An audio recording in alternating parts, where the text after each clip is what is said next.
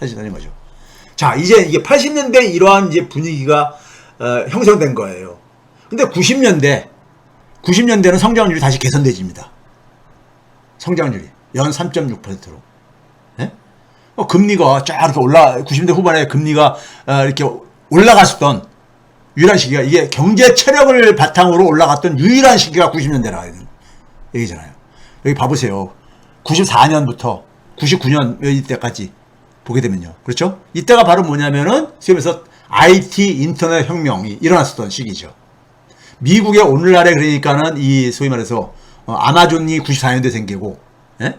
야후 이런 기업들이 막 생기고, 예? 그리고 98년도에는 그러니까 구글이 등장하고 뭐 이런 시대였었죠. 소위 닷컴 사업 모델들이 등장하는 소위 혁신의 바람이 불었었던 시기죠. 예? 이런 기술 진보에 이게 있었던 거예요. 예? 그리고 고용 증가율도 보게 되면 쫙 올라가잖아요. 90년대 후반에.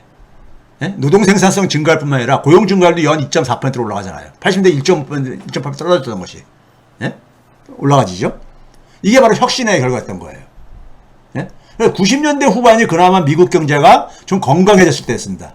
그래서 미국 정부 채무도 줄어들고 이런 시기였죠. 자, 그 다음에는 뭐냐면요. 이걸 정리한 게 이겁니다. 금융화는 여전히 심화가 되고 있죠. 그런데 문제는 뭐냐면은 혁신이 일어났다 이거예요. 혁신이요. 혁신. 신기술이 등장하면서요.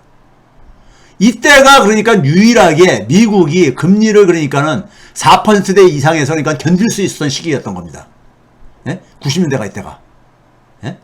그런데 금융에 대한 금융화는 계속 심화되어지죠.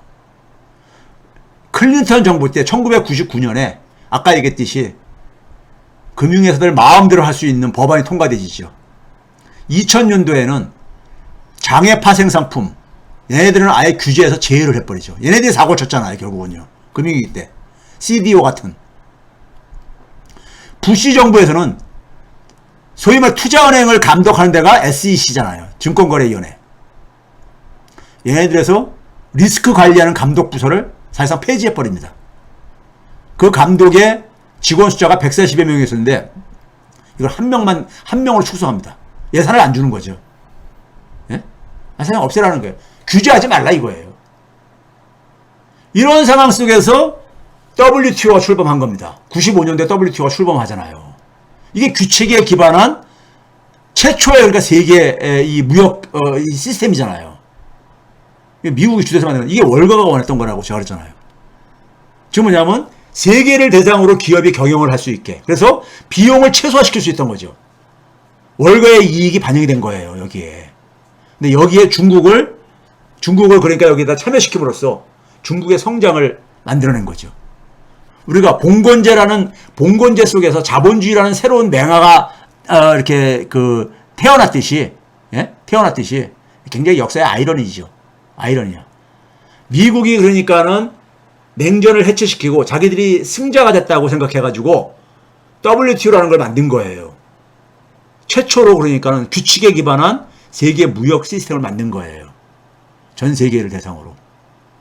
예? 예, 자신감이 넘쳤던 거죠. 거기다가 월가의 이익에도 부합이 되고, 그리고 중국을 일로 끌어들인 거죠. 예? 끌어들인 거죠. 시장 경제로 변화시키기 위해서. 근데 결과는 호랑이 새끼를 키운 거죠. 예? 호랑이 새끼를 키운 거예요.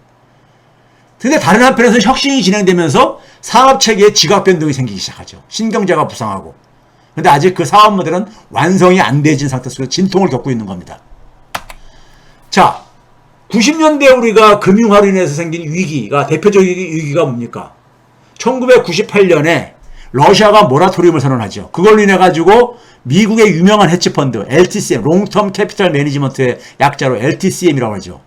장기 투자 이렇게 간다 해서 그러는데, 이게 살로몬 브로더스의 메리웨더하고 노벨상을 받은 그러니까 숄즈, 예? 블랙 숄즈라고 이 파생 상품 투자 기법 만드는 기여로 해가지고 노벨상 받은 사람이죠.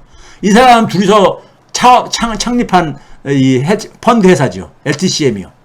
얘네들은 주로 이제 뭐에다가 했냐면은 전세 채권의 프리미엄이라든가 디스카운트를 이용해서 차익 거래를 이제 통해서 이익을 보겠다는데, 어떤 거냐면 이런 겁니다.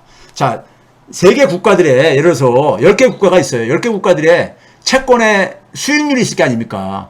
우리나라 한국에 그러니까 10년물은 그러니까 뭐 한 3.6%다. 미국에 그러니까는 10년물 채권은 3.2%다. 뭐 하게 되면 이게 평균치가 있을 게 아닙니까? 지난 그러니까 한 뭐 몇 년 동안의 평균치를 보니까 이렇게 평균치가 이렇게 나올 게 아닙니까? 근데 그것보다 만약에 이 수익률이 높아졌어. 어떤 특정 국가의 채권이. 아니면 어떤 게 수익률이 갑자기 떨어졌어. 그러면 저거는 그러니까는 균형에서 벗어난 거기 때문에 균형으로 다시 돌아올 거다 이거야.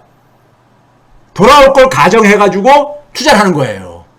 예? 너무 오른 거는 그러니까는 싼 데다가 베팅을 하고, 너무 떨어진 거는, 예? 사가지고 올라갈 걸 예상해서 베팅을 하고요.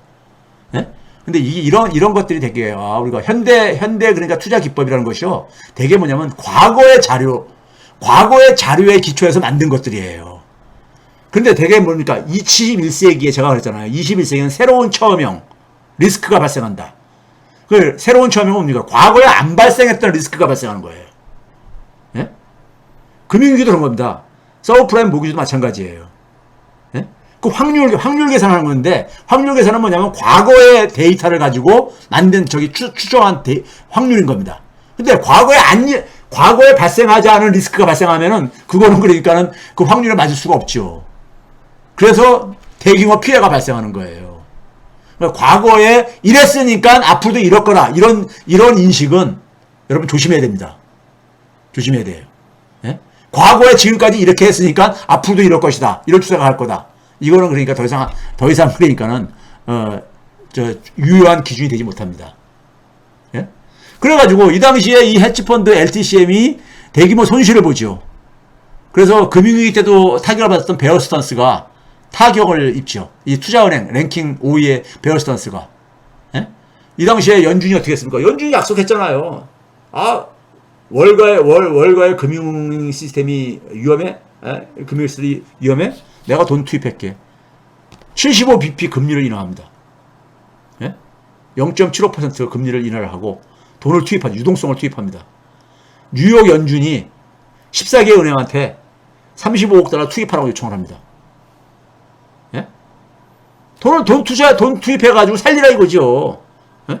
이래 주는 거야, 그냥. 예? 근데 당시에 버핏이 이 회사를, 워렌 버핏이라고 있잖아요. 예, 할아버지. 워렌 버핏이 LTCM을 잘 사겠다 그랬었어. 그래서 2.5억 달러, 2억 5천만 달러에 팔아라. 했는데, 얘네들이, 너무 싸다, 너무 싸게 간다 해가지고, 안 판 거야. 그럼 버핏이 만약에 인수했으면 이 회사 망하는 거 아니잖아요. 그냥 버핏이 인수했으니까 시장 경제 원리대로 한다면은 버핏이 이거 사는 걸 그냥 놔둬했었어도 되는 거야. 근데 연준에서 돈을 지원해주겠다고 하니까 이걸 팔겠어요? 버핏한테? 예? 좀 손실을 보더라도 자기들이 투자를 하다가, 위험한 투자를 하다가 손해봤으면은 싸게라도 팔아야지. 예? 그렇게 하는 게 시장 경제 원리잖아요. 그런데 연준에서 돈을 투입해가지고 해주겠다니까는 안 판 거야, 버핏한테. 이건 시장 경제가 아니죠. 굉장히 부도덕한 거야. 예? 14개 은행한테 35억 달러 빌려주라고 해가지고, 예? 그래가지고 이거를 구제를 한 거예요. 이게 무슨 자본주의입니까? 이게 무슨 시장 경제야? 예? 연준이 이런 식으로, 아까 80년대에는 뭘 했습니까요? SNL, 저축은행 구제랑, 그 다음에 주식 대폭락했을 때, 87년. 이거를 그러니까는 뒷받침해줬고, 90년대에는 그러니까 대표적인 게 98년도. 이 러시아 모라토리엄에 따라서 대규모 피해를 본 헤지펀드를 구제를 하면서 또 한 번 그 모습을 보여줬죠. 연준이 그러니까 그 약속한 거를.